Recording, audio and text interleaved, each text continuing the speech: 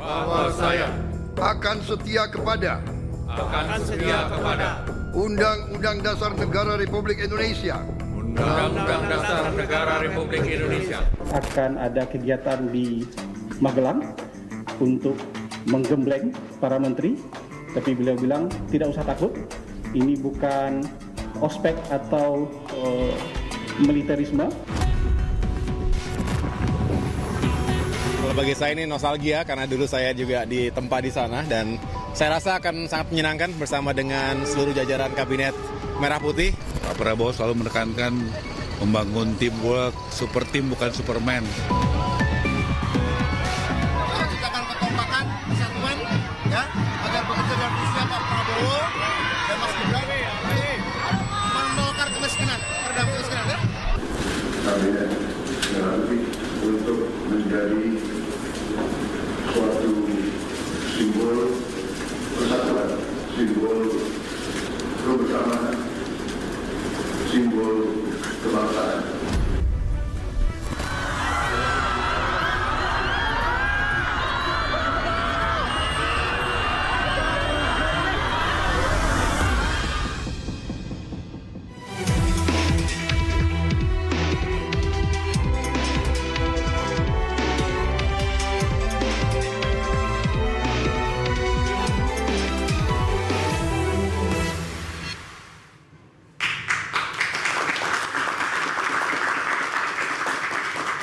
Pemirsa, Presiden Prabowo Subianto dan Wapres Gibran Rakabuming Raka resmi pimpin negeri. 109 menteri dan wakil menteri sudah bersumpah untuk mematuhi peraturan seluruh-seluruhnya dan bekerja demi bangsa dan negara. Untuk menyamakan visi, para pembantu presiden juga akan digembleng ala militer di Magelang.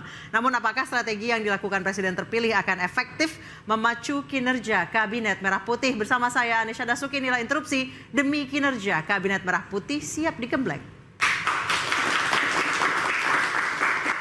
Baik, untuk membahas mengenai hal ini sebenarnya seberapa urgensi, seberapa efektif penggemblengan ala militer yang katanya bukan ospek untuk supaya meningkatkan kinerja para menteri dan juga wakil menteri, sudah bergabung bersama kami di sebelah kanan saya Mas Hendar Marantoko, Ketua Lingkar Nusantara sekaligus politisi Partai Gerindra, dan Hairul Fahmi, pengamat militer ISE. Selamat malam Bapak-bapak. Selamat malam, Nisa. Baik, di sebelah kiri saya ada Pangi Syarwi Caniago, pengamat politik, dan Al Araf, pengamat militer. Selamat malam Bapak-bapak. Selamat malam, Mbak.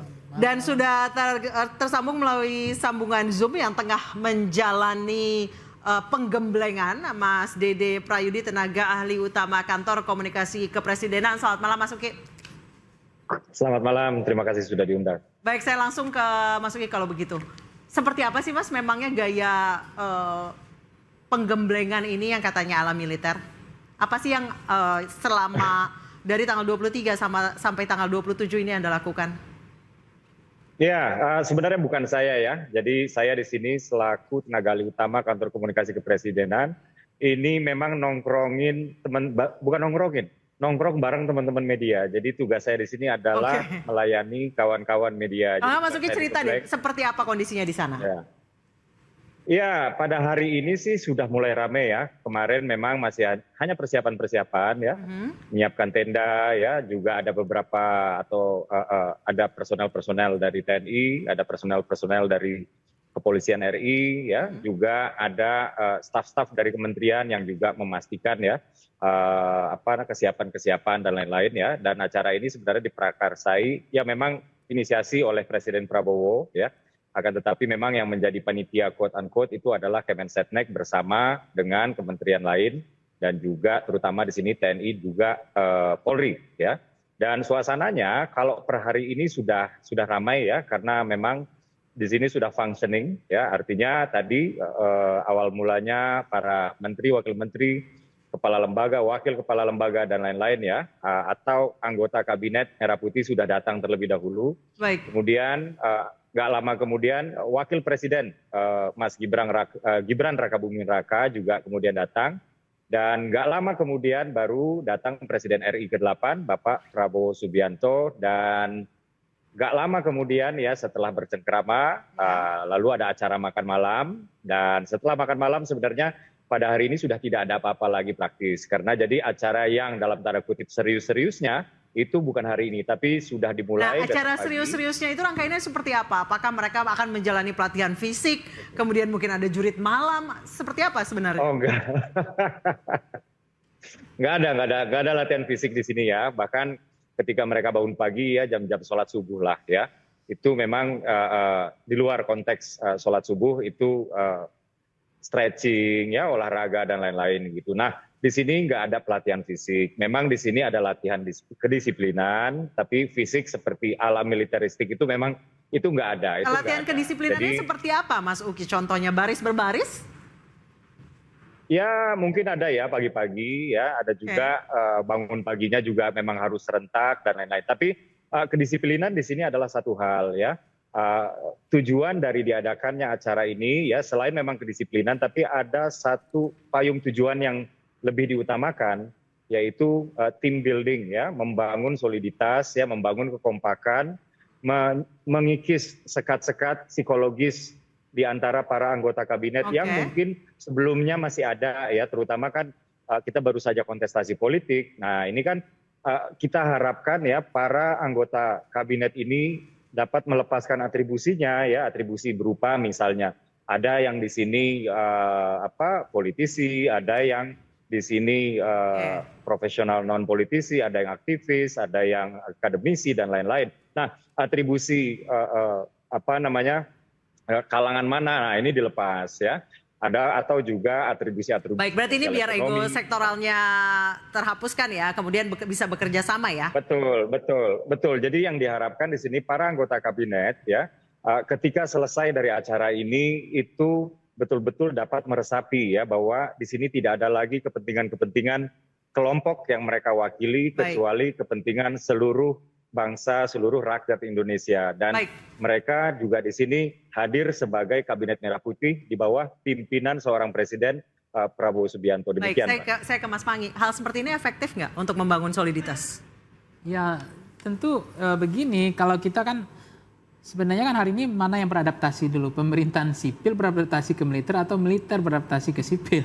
Nah ini kan pemimpinan. Jadi ini mau balik lagi ke kepemimpinan militer maksud Anda? Enggak, maksudnya biasanya kan kalau pemimpinan militer sipil kan orang mantan jenderal atau orang-orang apa yang biasanya mencoba belajar habitusnya sipil kan. Sekarang kan seperti nampak-nampaknya disiplin. Nafasnya Pak Prabowo kan di situ ditonjolkan. Yang kedua kita ambil positif di situ. Atau biar acara kementerian nggak ngaret terus gitu ya, mungkin ya? Iya, salah satu kan yang terkesan begini juga persepsi publik ya. Ini seperti garis komando, gitu. Jadi tidak ada garis putus-putus lagi. Jadi pemerintahan sipil ini udah nggak ada, betul-betul udah mulai agak nampak-nampaknya militer gitu. Jadi ini udah untuk ya kalau militer orang paham ya disiplin, nafasnya yang kemudian mereka itu terukur ya tentu yang saya lihat itu permintaan sipil kan garis hitam, putus-putus. Yes. Kalau ini karena masing-masing pasti punya ego kan, ada partai politik, ada. Nah itu yang mau disatukan kata Pak Prabowo kan sinergisitasnya di situ dimulai, kekompakan ya. Kan mazhabnya Pak Prabowo ada dua kan, mazhabnya itu mazhab kemajuan, persatuan, ya mau akomodir semua perbedaan kan, menarik semua kepentingan berbeda untuk menjadi satu, near oposisi kan itu mazhabnya Pak Prabowo. Nah ini nampak-nampaknya mau diwujudkan DNA-nya ke sini bahwa ini harus satu napas dulu, satu pikiran. Saya nggak mengatakan cuci otak ya, tapi mungkin memang bagaimana Pak Prabowo ingin menonjolkan bahwa ini garis komando, bukan lagi garis putus-putus. Baik, saya ke Mas Endar, benar seperti itu Mas. Memang di setiap rezim pemerintahan yang baru tentunya mempunyai style yang berbeda-beda. Dua periode sebelumnya Pak SBY mempunyai style yang berbeda. Pak Jokowi juga berbeda dan Pak Prabowo kita melihat juga berbeda seperti itu ya.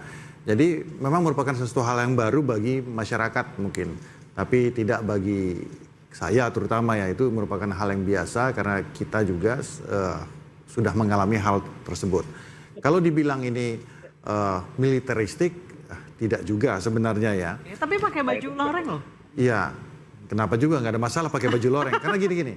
Maksud saya contohnya begini ya, semangat patriotisme itu kan bisa dibangun berbagai macam ya.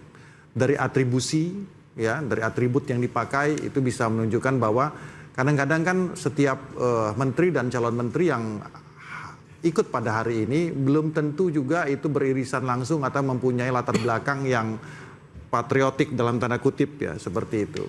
Nah, jadi ketika mereka masuk ke dalam retreat seperti ini dan menggunakan seragam itu, tentunya semangat patriotik itu mungkin akan timbul. Baik, saya ke Mas Al-Araf. Efektif 4 hari membangun semangat patriotik, menghilangkan tukang ngaret dan lain sebagainya, menghilangkan ego sektoral? Waduh, akademi militer itu tahunan. TNI AD aja harus 3 tahun tuh untuk membangun itu ya. Membangun rasa aspek kognitif. Apalagi ini secara usia pasti sudah terbentuk. Iya, aspek kognitif dalam cinta tanah air itu nggak bisa instan 2, 3, 4 hari. Dia satu proses yang panjang dalam proses pendidikan.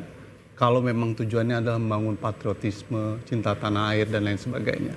Nggak bisa membangun aspek kognitif itu dalam 3-4 hari, itu sesuatu yang nggak mungkin gitu. Bahkan akademi militer sendiri aja, perwira TNI AD itu harus mengalami proses pelatihan 3 tahun itu, baru mematangkan dirinya. Artinya pertanyaannya kemudian apa tujuan dari agenda ini gitu. Kalau tujuannya untuk membangun itu, saya rasa mereka sudah mengalami proses pelatihan yang panjang. Kita harus mengembalikan bahwa mereka ini para menteri. Lalu menteri menurut undang-undang kementerian itu tugasnya apa? Membantu presiden dalam menyelenggarakan pemerintahan negara. Berarti secara otomatis harusnya sudah garis komando. Iya, kedua adalah melakukan pelaksanakan upaya kebijakan strategis.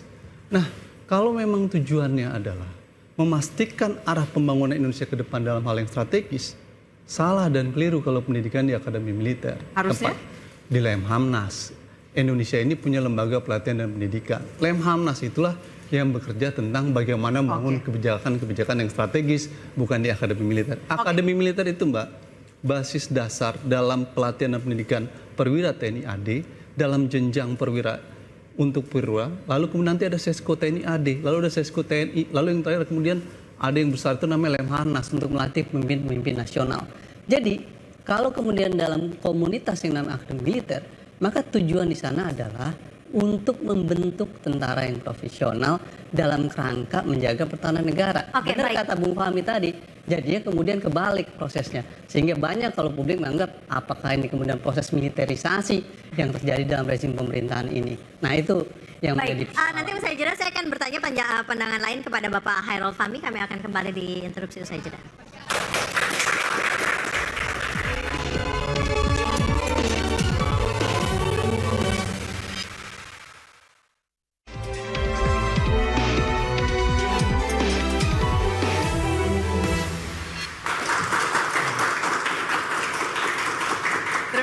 Masih bersama kami di interupsi, saya langsung ke Mas Hairul. Mas Hairul, kalau tanggapan Mas Al-Araf tadi seperti itu.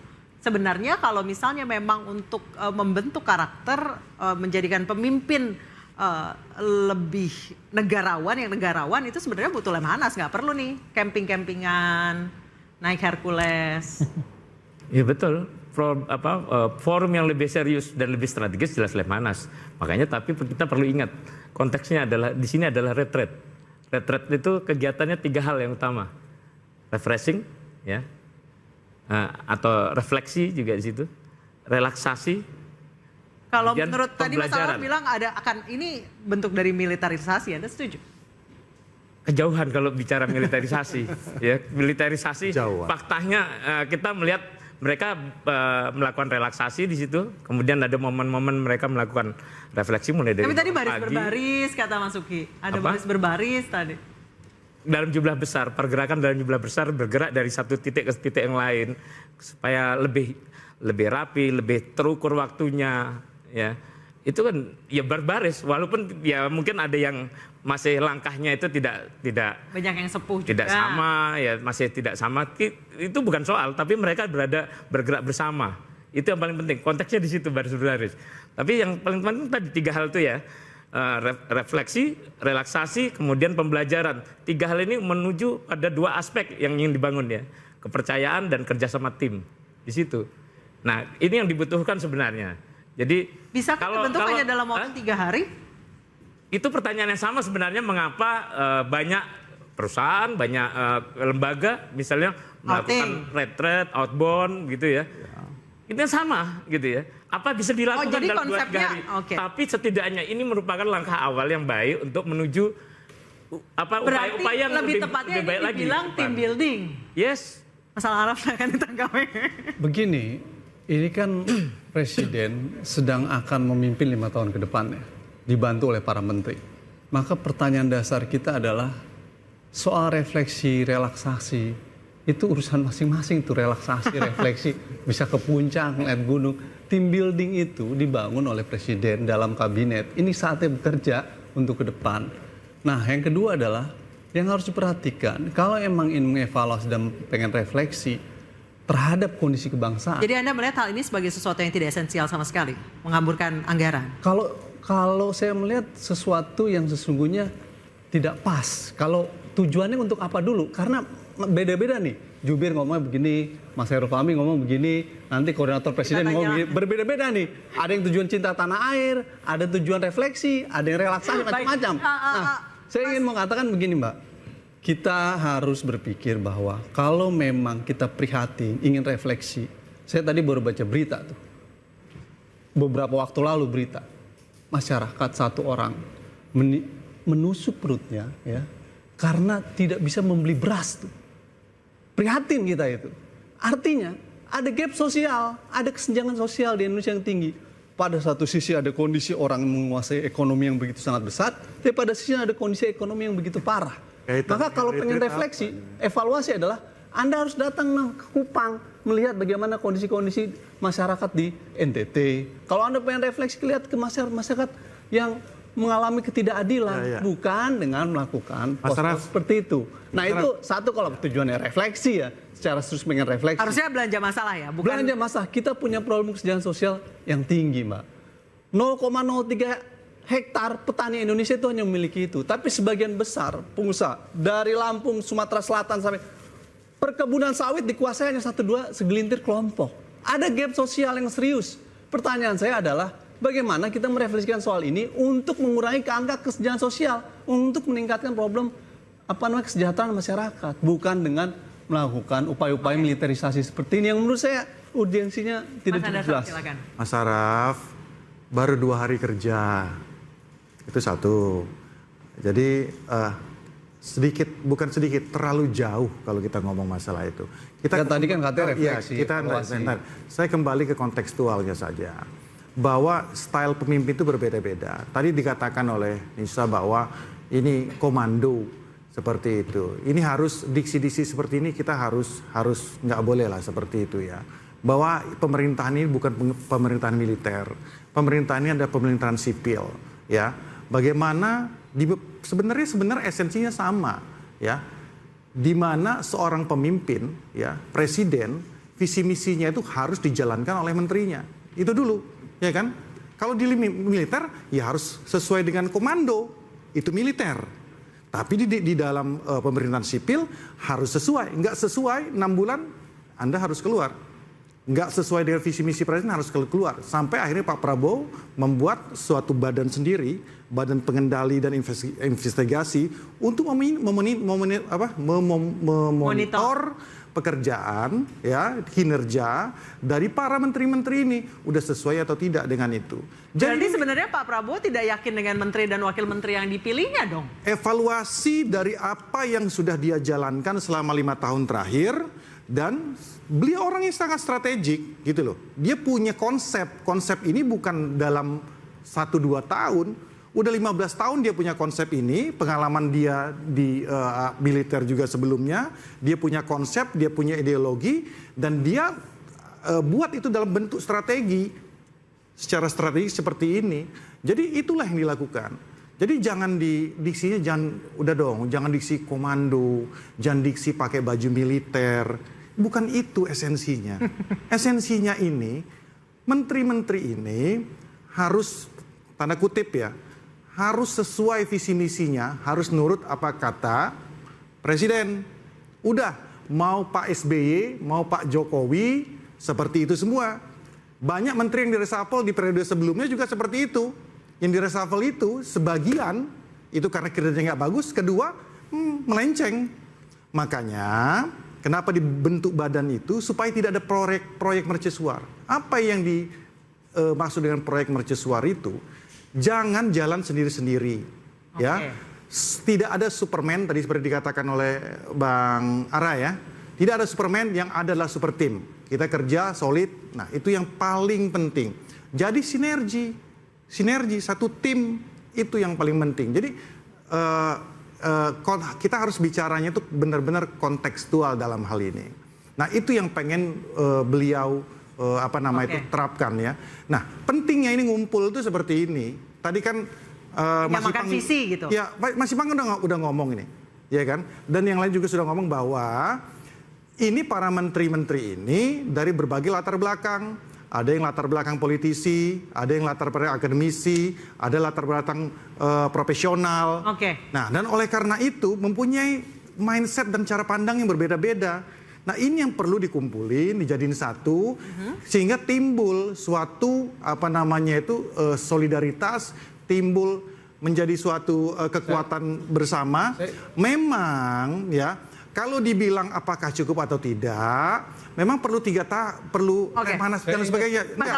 Saya ingat pidato Pak Prabowo ya di waktu pelantikan. Salah satu isu yang serius buat Prabowo adalah melakukan agenda pemberantasan korupsi. Kita semua menyadari bahwa korupsi ini problem serius di Indonesia, baik di pejabat negara khususnya. Oleh karenanya, kalau itu menjadi hal yang memprihatinkan buat kita semua, maka yang harusnya dipilih untuk refleksi dan pendidikan itu adalah ya semua pelatihan di KPK, ya kan? KPK, Lemhanas. Enggak, mereka dilatih di KPK tuh untuk pencegahan korupsi, pendidikan korupsi, untuk anti korupsi, supaya anggaran-anggaran negara yang akan mereka kelola itu tidak bocor gitu kira-kira. Itu jauh lebih penting ketimbang pelatihan dia ke militer. Mau berapa lama kayak anti korupsi. Baik, saya ke Mas Uki. Mas Uki, sebenarnya tidak perlu camping di Lembah Tidar, tidak perlu naik Hercules ke sana. Cukup pelatihan di Lemhanas atau di KPK untuk mewujudkan pemerintah yang solid dan bersih. Mas Uki masih di mute? Ya, mohon maaf. Silakan. Saya harus mengembalikan lagi diskusi ini kepada kenapa sih dilakukan retreat ini atau retreat ini di Magelang ini ya. Jadi tadi diskusinya sudah jauh ya ke arah militeristik, tapi sekali lagi kami tegaskan bahwa tidak ada pelatihan-pelatihan, tidak ada penggemblengan-penggemblengan yang bersifat militeristik. Kurang lebih seperti itu dulu ya. Saya harus jelaskan dulu kenapanya saya tarik agak. Tapi kenapa pakai baju loreng, Mas Uki? Kenapa harus pakai baju loreng? Sebentar. Saya mohon dikasih waktu dulu ya. Silakan. Begini, Indonesia ini dalam posisi di mana kita itu nggak bisa memilih, kita nggak punya pilihan banyak, bukan nggak bisa memilih. Ini either or ya. 2045 kalau kita nggak jadi negara maju, maka Indonesia akan terjebak di middle income trap. Ya, itu dulu. Nah, untuk sampai ke sana, pemerintah, tim kami sudah menghitung ya bahwa untuk sampai ke sana berarti GDP kita udah harus sekian di tahun 2045. Maka ya pertumbuhan yang harus kita capai itu setidaknya 8% per tahun. 8% per tahun inilah yang harus kita kejar. Nah, untuk mengejar 8% per tahun itu, maka Indonesia seluruh bidang pembangunannya itu harus sukses. Dan undang-undang kementerian kita mencatat ada 46 bidang kementerian ya. Di undang-undang kementerian yang lama ya, jumlah kementerian itu dibatasi sebanyak 34 kementerian. Nah, alhamdulillah sudah ada undang-undang kementerian yang baru. Sekarang batas maksimum kementerian itu berada di hak prerogatif presiden. Nah, kalau kita lihat jumlah kementerian yang sekarang ya, ada 41 kementerian sektoral, lalu ada 5 badan, lalu ada 7 Menko, Menteri Coordinating Ministries ya. Nah, kalau kita gabung ini kementerian sektoral dengan badan, yang satu 41, yang satu 5, itu cocok 46 sesuai dengan bidang pembangunan yang harus dihandle oleh pemerintah. Nah, lalu ada Menko yang mengkoordinir kementerian-kementerian tersebut supaya membantu tugas koordinasi presiden. Nah, dan sebentar. Dan untuk memastikan ya, ini kan banyak banget ya. Untuk memastikan mereka itu bergerak ke arah yang sama sesuai dengan visi presiden ya, maka dilakukanlah beberapa hal. Yang pertama, sewaktu ya Presiden terpilih Prabowo Subianto masih menjadi presiden terpilih, mereka itu dipanggil ke Kartanegara ya untuk memastikan dulu bahwa mereka itu memiliki satu visi. Di sana ya Pak Prabowo mengatakan kamu nggak boleh korupsi, jangan nyolong uang rakyat, jangan pakai kewenangan kamu untuk keuntungan pribadi. Itu yang pertama ya di Kartanegara. Lalu yang terjadi yang kedua di Hambalang ya, di sana dilakukan capacity building, penambah luasan wawasan, yaitu terkait ekonomi, terkait geopolitik, Dan yang terakhir adalah tentang artificial intelligence yang kaitannya juga dengan proses digitalisasi untuk digunakan untuk meningkatkan transparansi di dalam proses jalannya pemerintahan ini. Nah, baru di hari ketiga ini ya, inilah team building tadi. Jadi memastikan pertama sebelum mengangkat iya sudah ya, kemudian menambah wawasan iya sudah. Lalu yang ketiga ini adalah untuk membangun soliditas ya, untuk membangun kekompakan. Tidak boleh lagi ya ada orang-orang di sini mewakili kelompok-kelompoknya tertentu. Di sini cuma ada satu visi presiden dan di sini cuma ada satu bos dalam tanda kutip. Jadi biar bisa melebur ya. Oke. Dengan tiga tahap yang ya baik, dengan 3 tahap yang tadi Mas Uki lakukan, apakah bisa langsung bisa gas? Kita akan membahasnya usai jeda.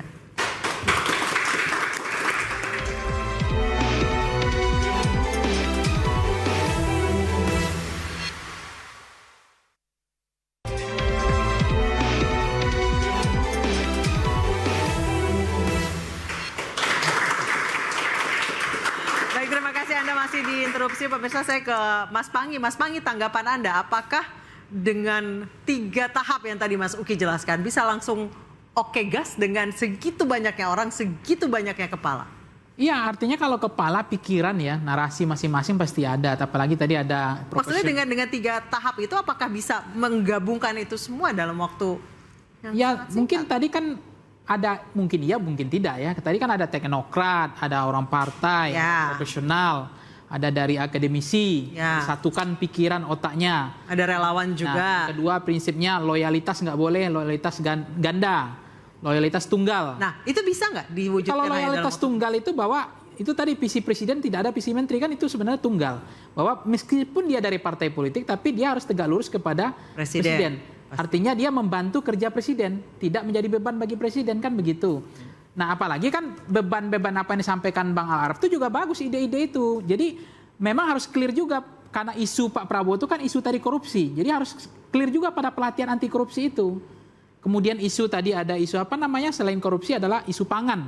Ya harus fokus juga di pangan itu, swasembada dan seterusnya. Karena belanja masalah. Kita tahu Pak Prabowo sangat concern dengan ketahanan pangan. Karena belanja masalah memang berat hari ini. Apa yang dialami Pak Prabowo saya katakan seperti pemadam kebakaran. Hutang yang harus dibayar utang kita udah 8.000 triliun. Jatuh tempo tahun depan 520 triliun. Itu kalau dibeliin susu makanan gizi udah cukup juga sebenarnya. Itu bunga hutang. Peninggalan sejarah. Itu sebenarnya juga peninggalan sejarah, refleksi dong itu. Kenapa bisa seperti itu? Ternyata menterinya masih menteri lama. Nah, itu di situ kita agak tersakiti sebenarnya. Harusnya jangan pakai Sri Mulyani lagi. Udah 520 triliun bunga yang harus dibayar. Tapi orang bankir kan senang Sri Mulyani, ngutang. Nah, ini fakta gitu, mau ngapain lagi gitu. Nah kalau mau serius, supaya beban negara nggak makin berat. Apalagi makan siang gratis ini kan bebannya juga nggak main-main. Apalagi persoalan kita kan kekurangan pangan, kelas menengah yang terus tergerus tabungannya, belum soal lapangan pekerjaan, pengangguran, ada yang tadi Bang Arbin orang bunuh diri karena nggak bisa makan, ada yang hari ini dia kerja, tiba-tiba PHK, yang cari tulang punggungnya hanya suaminya, anaknya masih SD, SMP, SMA, ya itu juga cerai, bunuh diri. Karena tulang punggungnya satu itu pun di PHK, tanpa ada Omnibus Law ini, tanpa ada pesangon. Ini harus diperhatikan juga sama Pak Prabowo. Tapi dengan konteks ini kesiapan Pak Prabowo nggak apa-apa. Nggak apa-apa nih, disiplin, loyalitas, prinsipnya adalah kemajuan, Indonesia harus bersatu, semua harus diakomodir, semua kekuatan tidak boleh, persamaan kepentingan nggak boleh lagi, kepentingan untuk bangsa, untuk kemajuan nggak masalah. Habis ini dilemhanaskan nggak masalah. Tapi prinsip bagaimana belanja dari masalah tadi soal apa yang saya katakan rakyat yang makin depresi, ya pengangguran, termasuk yang saya katakan tadi adalah barang impor yang merajalela. Itu juga di ospek menteri-menterinya, terutama menteri perdagangan. Masa barang impor dibiarkan berkeliaran seperti itu sehingga industri lokal kolaps semua, itu harus juga dipikirkan. Artinya Menteri Perdagangannya juga cuci otak supaya nggak kecanduan barang impor ini. Berarti sebenarnya seharusnya dilakukan cuci otak itu. Cuci otak di situ supaya jangan lagi industri lokal ini bersaing dengan produk impor ya kalah. Gitu. Baik, saya ke Pak Hairul. Bisa dalam hanya waktu yang sangat singkat untuk mengubah mindset seperti itu? Tadi saya katakan sebagai awal ya harus bisa. Jadi ya kita punya pengalaman bahkan Bang Panggi mungkin yang punya background organisasi zaman mahasiswa mengalami ya katakanlah gemblengan awal ketika memasuki satu organisasi kemahasiswaan misalnya. Itu kan upaya-upaya yang dilakukan untuk menyatukan mengisi ya ulang visi bersama, kemudian menyepakati agenda-agenda aksi yang ingin dijalankan. Saya kira 2-3 hari itu cukuplah untuk sebagai awal. Selanjutnya ya tadi dilanjutkan dengan bagaimana belanja masalahnya, bagaimana kemudian merumuskan hal-hal yang harus dilakukan ya berdasarkan visi misi presiden tadi. Itu yang kemudian akan menjadi kelanjutan dari agenda retret ini ya. Dan selanjutnya ya tadi 6 bulan setelah itu ya harus siap dievaluasi. Kalau tidak berhasil, ganti. Oh, jadi akan ada KPI para menteri. Akan ada probation 6 bulan. Mas Al-Araf, silakan. Menurut saya evaluasi yang paling objektif dalam... Jadi ini semua sekarang menterinya lagi probation. Dalam melihat kebijakan adalah men-challenge itu ke dalam dunia kampus sebenarnya. Jadi kalau ingin melakukan pelatihan pendidikan, bukan hanya Lemhanas, KPK, masuk ke dalam kampus-kampus untuk menguji visi tadi Pak Prabowo ke depan. Para menteri itu digembleng oleh guru besar di dalam kampus, bukan di akademi militer. Karena akademi militer itu tempat basis awal untuk pelatihan militer, untuk jadi tidak salah ketika masyarakat menganggap itu sebagai pelatihan fisik dong ya? Betul, militer. Karena begini, dalam teori politik keamanan, baru beberapa hari Prabowo memimpin presiden, itu sesungguhnya peristiwa di Magelang dan pengangkatan kabinet kemarin, khususnya Mayor Teddy menjadi sekretaris kabinet, dalam teori politik keamanan itulah yang disebut dengan sekuritisasi. Apa yang dimaksud dengan sekuritisasi itu adalah isu-isu yang bukan menjadi domain pertahanan dan keamanan ditarik oleh pemimpin sipil menjadi bagian domain-domain pertahanan keamanan. Sekretaris kabinet itu menurut Undang-Undang TNI 34 2004 bukan domain yang bisa dimasuki oleh militer aktif. Mau dia sekretaris kabinet, mau diturunkan statusnya bukan hanya menteri, dia nggak bisa. Pasal 47 Undang-Undang TNI tidak memungkinkan untuk militer aktif duduk di situ. Tapi tetap dipaksakan Mayor Teddy untuk duduk di situ. Sayangnya tidak ada evaluasi kontrol DPR. Kita boleh buka Undang-Undang TNI 34 2004, itu jelas melanggar Undang-Undang TNI. Kalau Mayor Teddy mau masuk di sekretaris kabinet, dia harus mundurkan diri. Oke, kita akan bahas nanti. Yang kedua adalah peristiwa Magelang. Pelatihan di kamp akademi militer adalah tanda kedua apa yang disebut dengan sekuritisasi itu terjadi. Nah, oleh karena itu ke depan, proyeksi kebijakan politik keamanan pemerintahan ini dalam bahasa saya akan ada proses sekuritisasi di wilayah lain. Salah satunya nanti isu di Papua. Kita lihat secara perlahan bagaimana proses sekuritisasi itu akan terus berlanjut. Dan salah satunya adalah pengajuan rancangan Undang-Undang TNI nomor 34 2004 yang itu juga akan mendominasi bagaimana proses militerisasi dan sekuritisasi terjadi. Kalau itu terjadi dan dipaksakan, maka demokrasi terancam. Baik, saya akan bertanya nanti ke Mas Hendra. Sambil saya jeda, interupsi akan kembali saat lagi.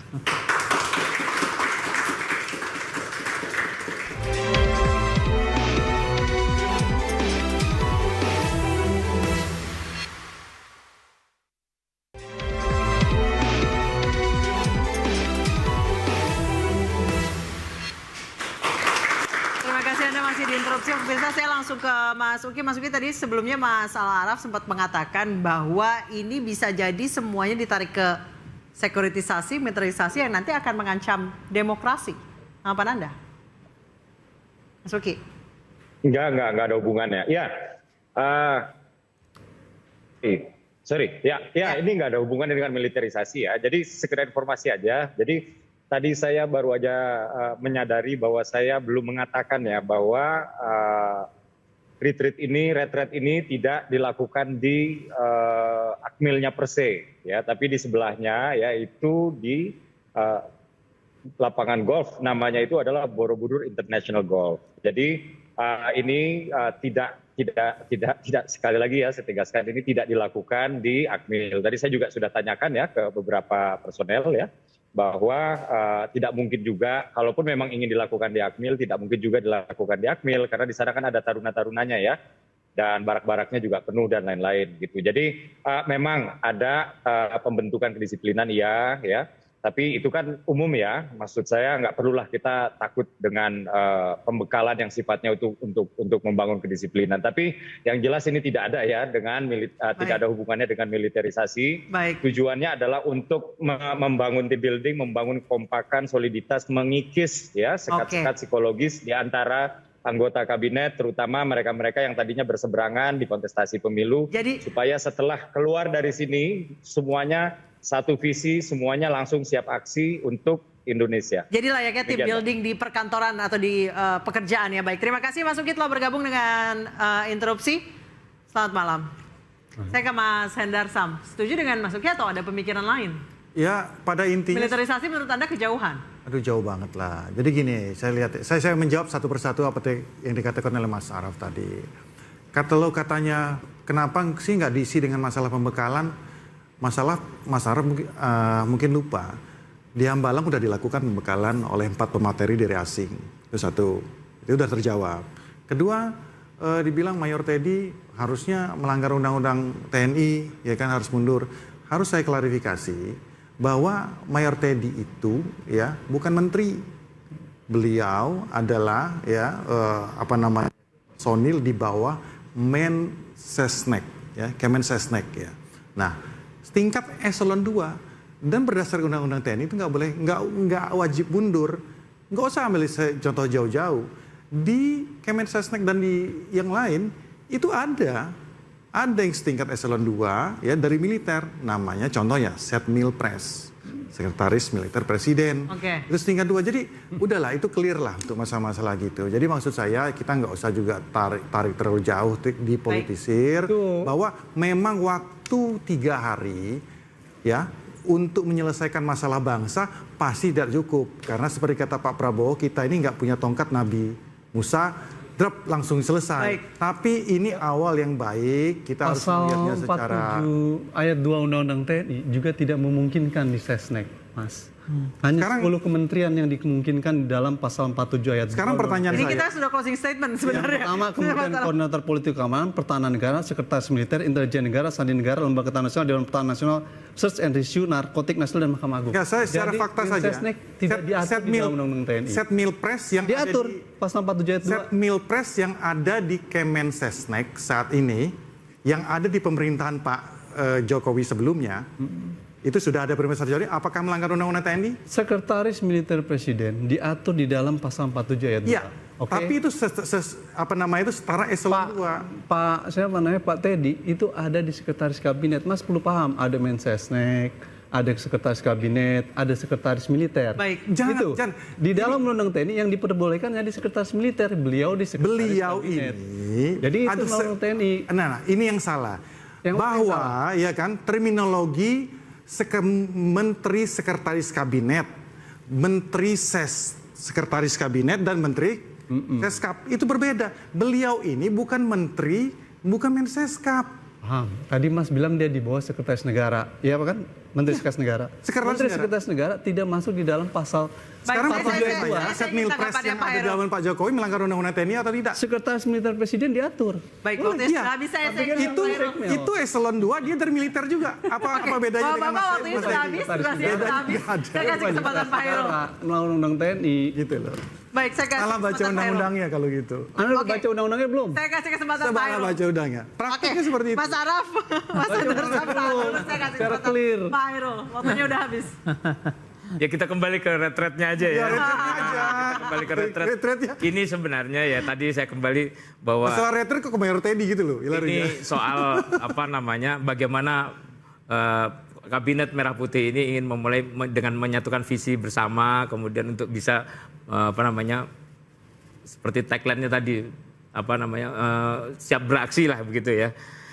Sehingga ada banyak pendekatan yang dilakukan dengan tujuan untuk menjalin rasa saling percaya, menjalin kerjasama, kemudian basisnya adalah kolaborasi dan inklusivitas, dan ini bukan sesuatu yang bisa perlu kita pertentangkan apakah ini militerisme atau bukan, tapi ini adalah upaya saling memahami lah ya antara berbagai macam latar belakang tadi untuk menyatukan visi dan siap beraksi. Baik, Mas Panggi, mohon maaf saya tidak bisa bertanya karena durasinya ketat sekali. Mohon maaf sekali lagi Mas Panggi, dan pemirsa, kita akan lihat apakah setelah pembekalan yang cukup panjang tidak langsung kerja, apakah kabinet ini bisa tancap gas, bisa oke gas, sehingga tidak ada evaluasi berarti 6 bulan ke depan. Kita akan kembali di interupsi pekan depan. Sampai jumpa.